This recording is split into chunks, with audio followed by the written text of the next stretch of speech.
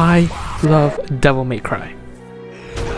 I feel like I should make that clear. All the following sentiments come from a place of care and an interest in the best for this series, and I just wanted to express what I wish this upcoming anime should do.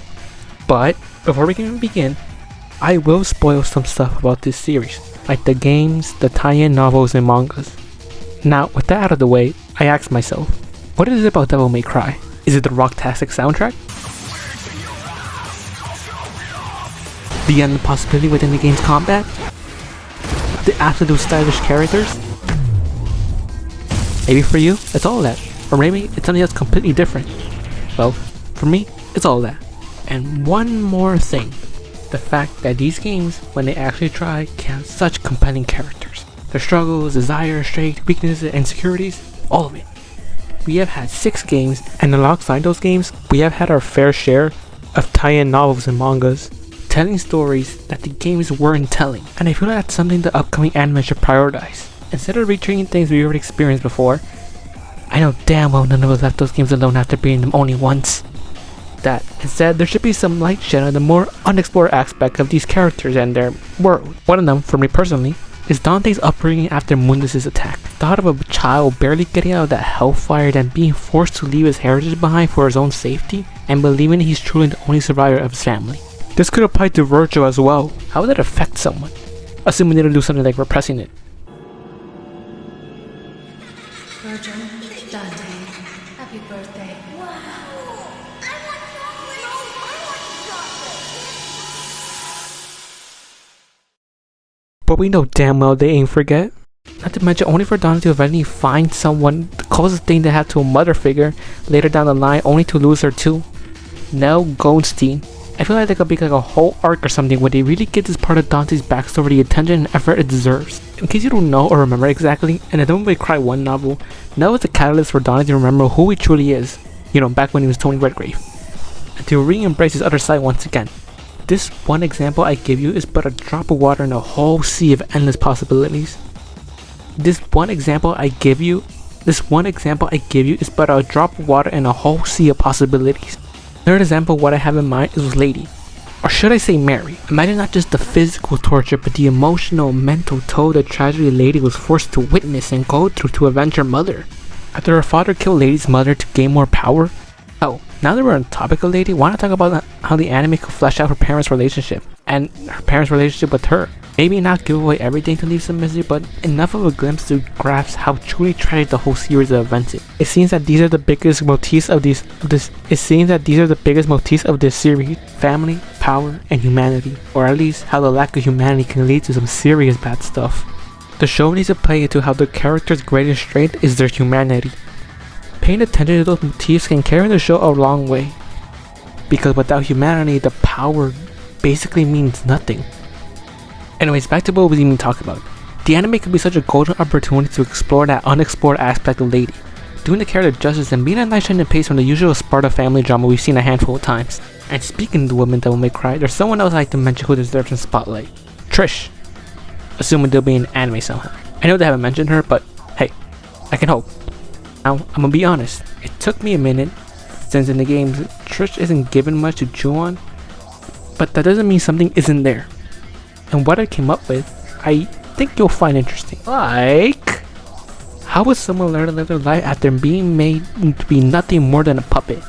Your appearance, your actions, none of it was truly yours. All of it was because you were a pawn to do your puppet master's bidding, to manipulate someone, in this case, Dante. And now, you're broken out of that trance, to the point where you're able to appreciate how blue the sky is.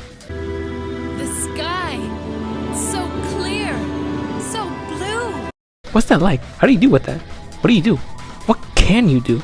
The anime can be the chance to answer those kind of questions. Now, let's change the topic a bit. Let's see. What else are people wondering about this anime? Oh, right. What's the general vibe of this interpretation? I see some people here and there say because Dante's amulet and gun resembles the reboot design, they might take a page out of that specific version of the series for this upcoming interpretation. And you know what I say? Screw it.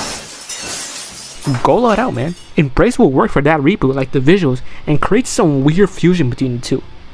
And then mix in some new fresh stuff that will do the series justice. Hell, have a demon slaying monster that resembles something from the intro of DMC3 while a mashup of that game's soundtrack and the reboots play in the background.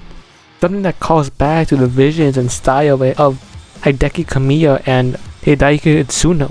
What I'm trying to say is this anime should be a love letter to this wacky series that somehow managed to stay relevant and ahead of the game as long as it could. Let the audience know how much you care and love this series, and I'm sure Audi understands. Oh, right. And speaking of this whole upcoming interpretation, I haven't mentioned once who's leading this ship, or who's part of the leadership. And well, there's always one name consistently popping up. Adi Shankar, executive producer on the first Castlevania Netflix series and the current one, Nocturne, as well as the Captain Laserhawk show that has Raymond freaking the hell out, or you may know him from his bootleg universe, the Punisher fan film Punisher Dirty Laundry, or the Spider-Man fan film about Venom in Truth in Journalism. Fan creations filled to the brim with passion that he had a hand in producing. And from what I've seen, the enthusiasts of those characters really enjoyed it, and thought it did those characters justice. This is relevant since from what I read, the reason this anime is taking what seems to be forever is that he wants to make sure that the show does the series just and represents it well. And when it seems that he really enjoys something, he wants to go the extra mile. Just take a listen. So let me set the record straight. My development partner, Alex Larson, and I, we've been working on this show every day since 2018. Our goal wasn't just to pump out another animated show. My goal is to make one of the best shows on the Netflix platform, period. The sincere aspect to this also, which is like when you deeply care about something and then all of a sudden now you find yourself at the helm of it. It's cool. These kind of statements set up high expectations. At least A-rank level expectations. Especially since people have been waiting for this anime since 2018, I think? A whole year before Devil May Cry 5 was released. It's kind of insane. Man, remember how excited people when that reveal at E3 dropped? Good times. Ultimately, we gotta remember that the anime doesn't have to be exactly like this or anything for it to be considered good.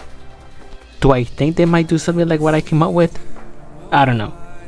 Do I wish they would do something along those lines? Yeah.